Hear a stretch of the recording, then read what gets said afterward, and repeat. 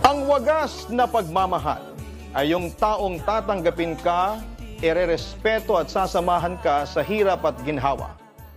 Sa pagdating at paglutas ng mga pagsubok at hindi kanya iiwanan hanggang sa kamatayan. Bago ang lahat ay gusto kong batiin ka at ang iyong mga listeners ng isang magandang gabi. Ako po si Chester Salvador. Isang working professional, may asawa at 3 anak. Ako at ang asawa kong si Ofelia ay isa sa mga valued listeners mo since 2014 pa. Anyway, sumulat po ako sa inyo hindi para magbahagi ng aking kwento ng pag-ibig, kundi para ibahagi ang kwento ng aking mga magulang. Anniversary kasi nila sa January 25. Kaya naisipan kong sumulat ngayon bilang tribute sa mga magulang ko. Papadudot larawan kami ng isang masayang pamilya. Ang mga magulang ko ay sina Rita at Claudio ay pinalaki kaming magalang, masipag at may takot sa Diyos. Ang mga magulang ko rin ang larawan ng isang perpektong mag-asawa. Mahal na mahal nila ang isa't isa at never silang tumingin sa iba. Bukod doon ay kung may problemang dumarating sa kanilang buhay ay sabay nila yung hinaharap. Kumbaga sa lahat ng oras ay wala silang iwanan. 2 lang kaming anak ni Rita at Claudio. Ako bilang panganay at si Serena. At masasabi ko naman na maganda ang pagpapalaki sa amin kasi nagtagumpay kami ni Serena sa buhay namin at yon ay utang na loob namin sa mga magulang namin. Samantalang maraming ikinuwento sa akin ng mga magulang ko tungkol sa kanilang mga masasayang memories at na-imagine ko kung gaano sila ka-sweet. Tulad na lamang ng ikwento nila sa akin ang nangyari sa kanilang silver anniversary. Naku, kahit na matatanda na tayo ang sweet-sweet pa rin natin. Wala ka talagang kupas, Claudio. Na-imagine kong sabi ni Mama sa aking ama. Paano hindi ako magiging sweet napaka-loving ng misis ko. Paglalambing naman ni Papa sa kanya. Alam mo Rita, hindi ako nagsisisi na ikaw ang pinakasalan ko. You know what? You're still the same Rita na pinakasalan ko noon. Bukod sa pagiging sweet ay maalaga, faithful at syempre mabuting ina. Hindi lalaki sina Chester at Serena na mababait at magalang kung hindi dahil sa magandang pagpapalaki mo. Ang sabi pa niya sa aking ina. Alam mo Claudio, marami tayong dapat na ipagpasalamat sa Diyos. Biruin mo sa 25 years natin bilang mag-asawa ay nakasurvive tayo sa mga pagsubok na dumarating sa atin. Napalaki natin ang maayos ang mga anak natin. At higit sa lahat ay may malulusog pa rin tayong pangangatawan. Kahit na sabihin natin nasa 50 anyos na tayo ay malakas pa rin tayo. Wika pa ni Mama. Parang kailan lang no? 25 years na rin pala tayong magkasama. Ang bilis ng panahon. Bumalik din kay Papa noon ang kanilang masasayang memories. Oo nga naalala ko pa yung mga panahong nililigawan pa kita. Masyado ka pang pakipot noon. Kesyo hindi mo ako type kasi hindi naman ako kagwapuhan. Tapos ilang beses ako nanligaw sa iyo kaso palagi mo kong binabasted. Pero hindi ako sumuko. Kaya heto ang ending, tayo ang nagkatuluyan. Sabi pa niya habang inaalala ang nakaraan. Hanga ako sa persistence mo sa panliligaw. Kung ibang lalaki yan ay malamang ay nagsawa na sa kakaligaw sa akin. Tingnan mo yung manliligaw ko dati na si Nestor. 1 buwan pa lang ay sumuko na kasi nga mahirap ang mga kondisyong pinapagawa ko sa kanya. Buti nga ikaw ay nakaya mo ang lahat ng yon. Nakangiting wika ni Mama. Talagang makakaya ko yon kasi seryoso ako sa pag-ibig ko sa iyo. Pagmamalaki noon ni Papa sa kanya. Alam mo Rita, sana'y magpatuloy ito magandang samahan natin no? Sana tayo pa rin hanggang wakas. Sabi pa niya kay Mama habang hinahawakan at hinahagkan nito ang kamay ng kanyang asawa. Oo naman, yan ang palagi kong dinarasal sa Diyos na sana'y pahabain niya ang buhay natin para magkasama tayo ng matagal pa. Pangarap ko na mag-celebrate tayo ng golden anniversary. Kahit nauugod-ugod na tayo at saka mapuputi na ang mga buhok natin. Na-imagine kong tila sabik na sabik si Mama habang sinasabi yon. Yun din ang pangarap ko, Rita, segunda ni Papa. Pagkatapos ay muli niyang nilambing ang kanyang asawa. Mamayang kaunti muling nasalita si Mama. Mahal ko, since magkasama tayo bakit hindi natin i-renew ang mga pangako natin sa isa't isa? Magsumpaan ulit tayo. Bakit kailangan pang i-renew samantalang for 25 years ay hindi naman tayo nakalimot? Ang sabi pa ni Papa. Pero sa bandang huli ay sinunod din niya ang kahilingang yon at sabay nilang binanggit ang kanilang wedding vows. Sumusumpa kami sa isa't isa na magmamahalang kami hanggang sa huli naming hininga at hindi kailanman titingin sa iba. At sa halip ay magiging tapat sa isa't isa. At sabay naming haharapin ang anumang pagsubok, paghihirap at kaginhawahan. Sumusumpa rin kami na magiging mabuti kaming magulang sa aming mga anak at isang huwarang mag-asawa sa mata ng Diyos at sa mata ng publiko. Ang sumpang ito ay dadalhin namin hanggang wakas. Yon ang natatandaan kong wedding vows ng aking mga magulang. 25 years na puno ng pagmamahalan, yan ang katangian ng pagsasama ng aking mga magulang, Papa Dudut. Dahil sa mga magulang ko kaya ako na-inspire na magtayo ng isang pamilya na katulad sa nakagisnan ko. Yung puno ng pagmamahalan at pagkakaunawaan. Marami nga ang naiinggit sa pamilya namin kasi nga ay masaya kami at solid sa isa't isa. Ang mga magulang ko ay parating nakaagapay sa aming magkakapatid at handang makinig at tumulong sa iyo sa lahat ng oras. Kaya masasabi ko noon na napakaswerte ko. Wala na kaming mahihiling pa ni Serena. Pero Papa Dudut, sa isang pamilya ay hindi mawawala ng mga pagsubok. Isa kasing matinding pagsubok ang ibinigay ng Diyos sa pamilya namin.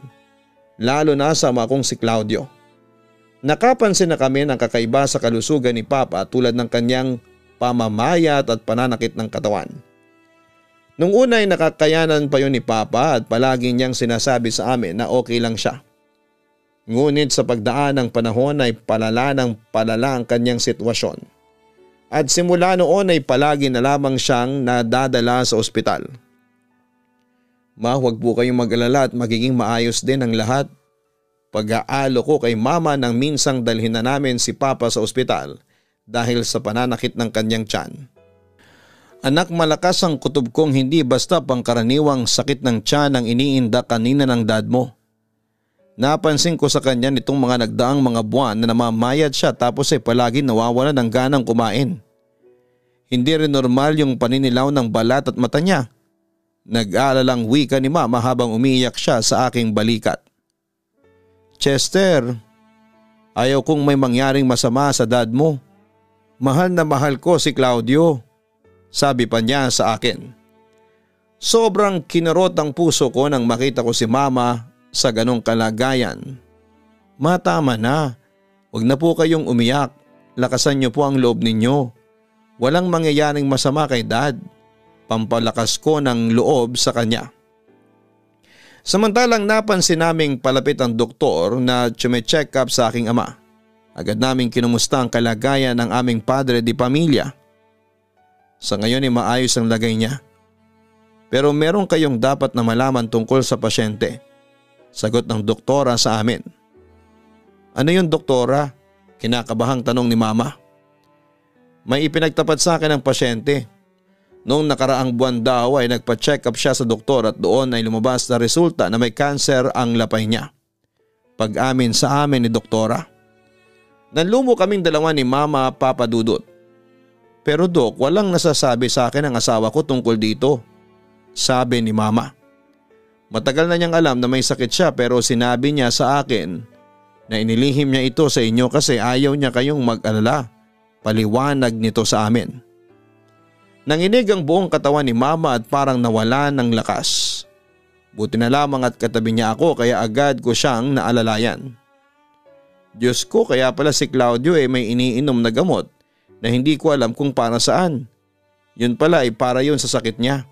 Naiiyak na wika ni Mama.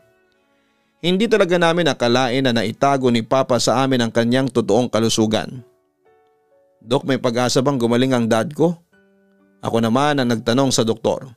expecting for the worst dahil cancer ang pinag-uusapan. Pero nagbabaka sakali pa rin akong may lunas yon. May mga certain operations na dapat isagawa tulad ng transplant pero hindi garantiya kung gagaling ang pasyente since cancer ito. Wala pang gamot sa sakit ng dad mo. Malungkot na sagot ng doktora sa akin. Papadudot ng lumo kami sa balitang may cancer sa kanyang lapay ang ama ko. Hindi kami noon makapaniwala. Pero hindi kami nawala noon ng pag-asa at nagsama-sama kaming nananalangin sa Diyos na sana'y masurvive namin ang pagsubok na yon. Pero kahit nasama-sama kami sa pagharap sa pagsubok na yon ay hindi rin maiwasan ng isa sa amin ang sumuko. Samantala isang gabi habang inaasikaso si Papa ng aking ina ay muli itong umiyak at nag-hysterical dahil sa takot niyang mamatay. Inamin sa akin noon ni Papa na hindi pa siya handang lumisan sa mundo dahil sa ayaw niyang masaktan ang kalooban ng aking ina. Rita, ayaw ko na. Gusto ko nang mamatay. Narinig kong sabi ni Papa kay Mama habang naroon ako sa kabilang kwarto at nag-aalala. Sa puntong yon ay narinig ko na ring umiiyak si Mama. Pinanghihinaan ako ng loob sa tuwing nakikita kitang umiiyak. Nakikiusap ako na tibayan mo ang loob mo. Huwag kang mag-alala at palagi akong narito sa tabi mo para tulungan at agapayan ka. Asawa mo ko, hindi ba? Hindi ka ba nahihirapan sa pag-aalaga sa akin, Rita? Ayaw kong maging pabigat sa iyo at sa mga anak natin. Ang sabi naman ng aking ama na pinanghihinaan na ng loob. Hindi ka pabigat sa amin ng anak mo. Tandaan mo yan, pamilya mo kami. Handa kami na tulungan ka na gumaling. Sino pa ba ang tutulong sa iyo kundi kami ng mga anak mo? Paliwanag naman ni Mama sa kanya. Wala akong silbi at wala akong kwenta. Hindi tumigil noon si Papa sa pag-iyak sa tuwing naiisip niyang nahihirapan na kami sa kanyang sitwasyon. Nakukonsensya ako, Rita. Nababaka sa mga mata mo na mahirap at nahihirapan ka na. Hindi ko kayang makita ka sa ganyang sitwasyon. Ngunit sinubukan pa rin ni Mama na palakasin ang loob ng kanyang asawa. Sinubukan na rin niyang tumigil noon sa pag-iyak at sa halip ay nagpakatatag siya sa harapan ng asawa. Claudio, huwag mo nang isipin yan, please. Huwag ka nang umiyak.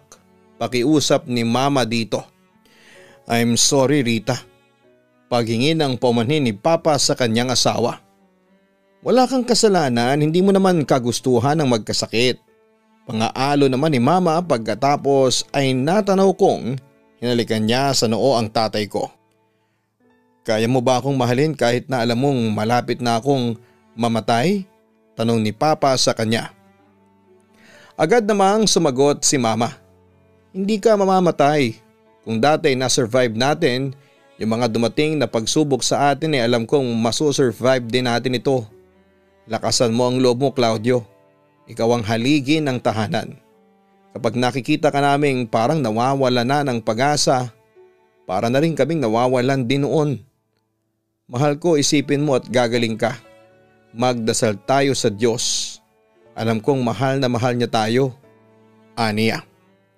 Sa puntong yon, ako naman ang umiyak habang nakikinig sa kanilang usapan. Natatandaan mo pa ba yung sumpaan nating dalawa na hindi natin iiwan ang isa't isa at sabay na harapin ang mga pagsubok sa ating dalawa? Hindi kita iiwan, Claudio.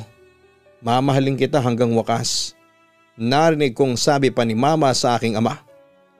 Papadudod sa tuwing nakakaramdam kami ng panghihina at pagnanais na sumuko, ay hindi namin nakakalimutan na manalangin sa Panginoon. Bukod doon ay wala kaming iwanan. Kung may problema ang isa ay dadamayan ng buong pamilya. Ganon ang ginawa namin nang minsang halos sumuko na ang ama ko dahil sa sobrang pagpapahirap sa kanya ng sakit niya. Buti na lamang at palaging naroon sa tabi niya ang ina ko na handang tumulong at mag-alaga sa kanya. Naroon din kami ni Serena para umagapay, tumulong at magmahal sa aming ama. Naniniwala kasi kami sa kasabihan na the family that stays together stays forever. Papa Dudut, nagpatuloy ang pagdating ng pagsubok sa aming pamilya. Madalas pa ring atakihin ng sakit niya ang ama kong si Claudio. Ang ina ko naman ay patuloy sa pag-aalaga sa kanyang asawa. Papa Dudut, bakas na bakas sa mga mata ng ina ko ang labis na paghihirap sa aming sitwasyon. Nararamdaman ko na nadudurog ang puso niya tuwing sumisigaw sa sakit ng asawa niya. Kami naman ni Serena ay naging katuwang ang ina namin sa pag-aalaga sa aming ama. Pero minsan ay dumarating ang pagkakataon na parang gusto na naming sumuko. Bakit ba ako pinapahirapan ng Diyos ng ganito? Ano bang nagawa kong kasalanan sa Kanya? Bakit niya ako pinapahirapan ng ganito? Naging masama ba akong tao? Question ni Papa sa Diyos habang pinapahirapan siya ng kanyang sakit. Wala kang kasalanan sa Diyos. Siguro may dahilan siya kaya niya ibinigay itong pagsubok na ito sa iyo. Ngunit natigil ang sinasabi ni Mama nang muling mag-hysterical si Papa. Pero ano nga ang dahilan niya para pahirapan ako ng ganito? Rita, sa totoo lang ay nawawala na ako ng pag-asa. Gusto ko nang sumuko na ibulalas niya rito. Mahal ko, huwag mong isipin na nag-iisa ka na lamang sa mundong ito na humaharap sa mga pagsubok na dumarating sa buhay mo. Tandaan mong karamay mo ako. Lahat ng hirap na nararamdaman mo ay nararamdaman ko rin kasi asawa kita. Iisang katawan lang tayo. Kung may nararamdaman ka ng hirap sa buhay mo ngayon, isipin mo na lang na may asawa kang masasandalan. Payo ni Mama sa kanyang asawa habang naiiyak ito. Rita, mahal na mahal kita. Huwag mo kong iiwanan. Hindi ko kayang mawala ka sa akin. Ikaw lang ang lakas ko, ang sabi pa ni Papa sa kanya.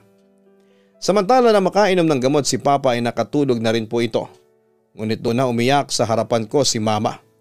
Halata ko na sa kanyang mukha ay nawawala na rin siya ng pag-asa. Chester, anak, sobrang naaawa na ako sa dad mo. Nasasaktan ako sa tuwing nakikita ko siyang nasa ganyang sitwasyon. Hindi ko na alam kung ano ang gagawin ko. Sa totoo lang ay pinipilit ko na lamang maging malakas at matatag pero sa mga nakikita ko sa dad mo ay hindi ko maiwasang manghina. Chester, mahal na mahal ko ang dad mo. Ayaw ko siyang mamatay. Hindi ko kayang mabuhay kapag wala siya. Wika niya sa akin habang ako naman ay inaalo ko siya. Samantala minsan ay nawawala na rin ako ng pag-asa noon kay Papa. Pero sa tuwing naiisip ko ang Panginoon ay nagkakaroon ako ng kaunting lakas para lumaban para kay Papa. Ma, huwag kayong mag-alala at ipagdarasal natin sa Diyos na sana'y gumaling na si Dad sa sakit niya. Sabi ko pa noon kay Mama. Kaso paanong gagaling ang dad mo? Walang gamot sa sakit niya, Chester. Nadudurog talaga ang puso ko kapag naririnig kong sumisigaw si Claudio dahil sa kirot. Kung pwede lang sanang akuin ko ang sakit niya ay ginawa ko na. Himala na lang na manggagaling sa Diyos ang tangi nating pag-asa. Yun na lamang ang sinabi ni Mama sa akin. Oo, aminado na talaga kaming lahat na himala na lamang ang tangi naming pag-asa. Papa Dudut, ang Diyos na lamang ang naging sandigan namin noon sa mga pagsubok na dumarating sa buhay namin at sa aming pamilya. Palagi kaming nagdarasal ng isang himala. Pero sakali mang hindi maghimala ang Diyos, kailangan na naming tanggapin ang maaaring mangyari sa aming haligi ng tahanan. Minsan ay hindi ko maiwasang questionin ng Diyos kung bakit ba niya ginagawa sa pamilya namin ang ganong klase ng pagsubok. Hindi naman kami nagkulang sa Kanya at naging mabuti naman kaming pamilya at tagasunod niya. Pero madalas na sabihin sa akin ng ina ko na huwag raw naming sisihin ang Diyos. Kasi hindi raw ibibigay ng Diyos ang isang pagsubok kung hindi daw namin kayang solusyonan.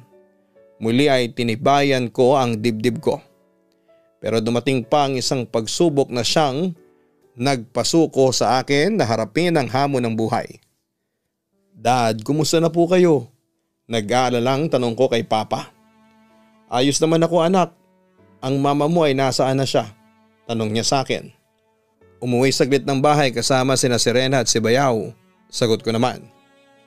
Chester, nanaginip ako kanina. Nagpaalam sa akin ng mama mo at tinangka ko siyang habulin pero bigla siyang kinain ng liwanag. Iyak ako ng iyak sa panaginip ko kasi iniwan na niya ako, Chester. Kinakabahan ako. Wika ni Papa sa akin. Dad, parating na sina Mama at Serena, huwag kayong mag-alala.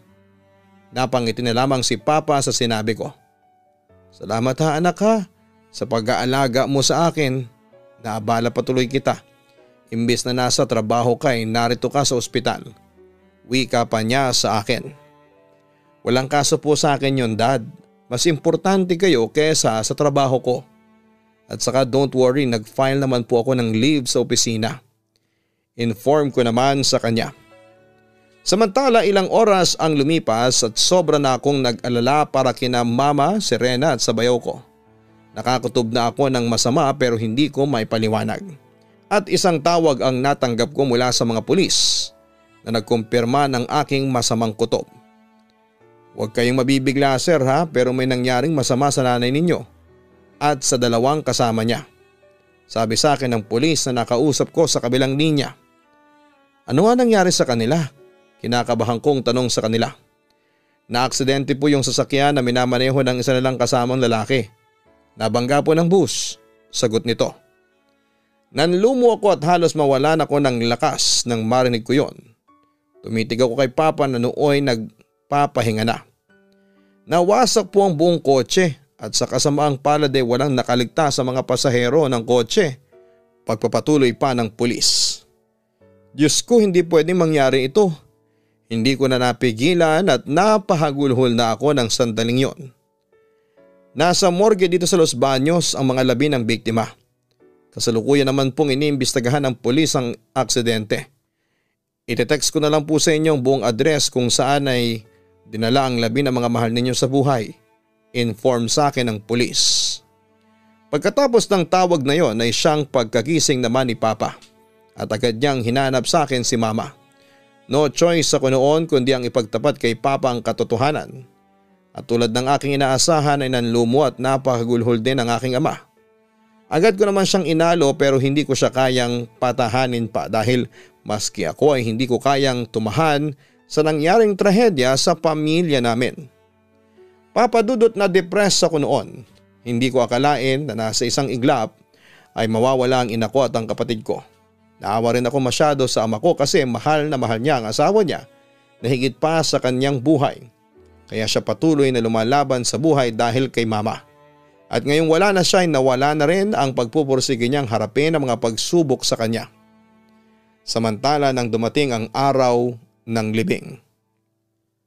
Alam mo ba anak na pangarap namin ng mama mo na mag-celebrate kami ng golden anniversary. Kaya nangako kami sa isa't isa noon na hindi namin iiwan ang isa't isa. Kaya heto, pinilit kong labanan ang sakit ko kahit na alam kong parang wala na akong pag-asang mabuhay pa. Madalas kong idalangin noon sa Diyos na pahabain niya ang buhay ko alang-alang sa mama mo. Pero pati siya'y kinuha na rin ng Diyos sa akin. Ang sakit, Chester. Sana ako na lamang ang namatay kaysa kay Rita. Naiiyak na kwento ni Papa sa akin. Inalo ko naman siya sa pamamagitan ng pag-akbay sa kanya. At sabay namin tinignan ang mga kabaong ni na Mama, Serena at ang bayaw kong si Jared na binababa na sa lupa. Mahal na mahal ko ang mama mo higit pa sa buhay ko. Kaya nga sobra ako nasasaktan sa tuwing nakikita ko siya noon na nahihirapan sa pag-aalaga niya sa akin. Pero kahit na ganoon minsan ay hindi nagreklamo si Rita sa pag-aalaga sa akin. Inalagaan niya ako, di dahil sa asawa lang niya ako kundi dahil sa mahal niya ako. Kaya ngayon ay sobra akong nalulungkot kasi wala na ang babaeng katuwang ko. Ano pa ang silbi ng buhay kung wala na ang babaeng mahal ko? Umiiyak ng tanong ni Papa sa akin. Dad, nawala man si Mama, narito pa naman ako. Pangako aalagaan ko kayo, hindi ko kayo pababayaan. Pangako ko naman sa kanya. Ayaw ko maging pabigat sa iyo, Chester. May sarili ka ring buhay. Wika niya sa akin. Nagpatuloy naman ako sa pagsasalita. Dad, importante kayo sa buhay ko. Malaki ang utang na loob ko sa inyo. Kung wala kayo ay wala rin ako. Hindi ko mararating ang kinakatayuan ko ngayon kundi dahil sa inyo ni Mama. Kung dati ako ang inaalagaan ninyo noong bata pa ako, siguro'y panahon naman para ibalik ko sa inyo ang pag-aalaga at pagmamahal na ibinigay ninyo sa akin, Dad. Mahal na mahal ko po kayo, paniniguro ko sa kanya. Papa Dudut, ako ang naging sandigan ng ama ko sa kanyang mga problema. Nagtulong kaming dalawa na harapin ang mga pagsubok na yon. Ako na ang sumalo ng lahat ng responsibilidad at inilagaan ko ang aking ama at minahal. Pero Papa Dudut, dumating din ang araw na kailangan na niyang lisanin ang mundo. Taong 2011 ay tuluyan na akong iniwan ng aking ama. Labis akong nagdalamhati noon kasi siya na lamang ang natitirang kapamilya ko tapos ay nawala pa. Buti na lamang at naging katuwang ko ang sarili kong pamilya, lalo na ang asawa kong si Ofelia. Dahil sa kanya ay natanggap ko rin ang naging kinahinatnan ng aming pamilya na larawan dati ng kasiyahan at pagmamahalan. Sa kasalukuyan ay naka-move on na po ako sa mga nangyari. Palagi ko na lamang ipinagdarasal ang mga magulang ko at si Serena sa langit. Masaya na rin ako kasi marami akong natutunan sa mga nangyari. Isa na roon ang pagiging matatag. Mawala man sa akin ang nakagisnang kong pamilya, ay nasa akin naman ang itinatag kong pamilya at handang magmahal sa akin anumang oras. Samantala ay patuloy ko pa rin pong ina-admire ang pagmamahala ng mga magulang ko. Kasi hindi sila nag-iwanan sa oras ng pagsubok at nagmamahalan sila hanggang sa wakas. Ang buhay ay mahiwaga, laging may lungkot at saya. Sa Papa Dudut Stories, laging may karamay ka.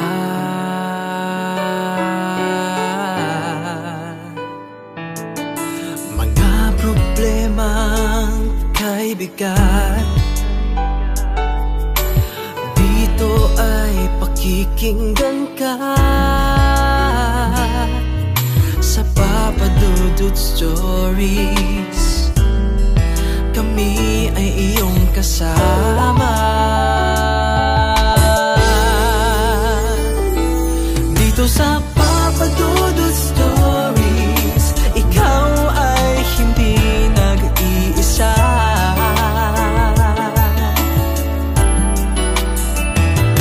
Dito sa Papa Dudut Stories, may nagmamahal sa'yo. Papa Dudut Stories, Papa Dudut Stories.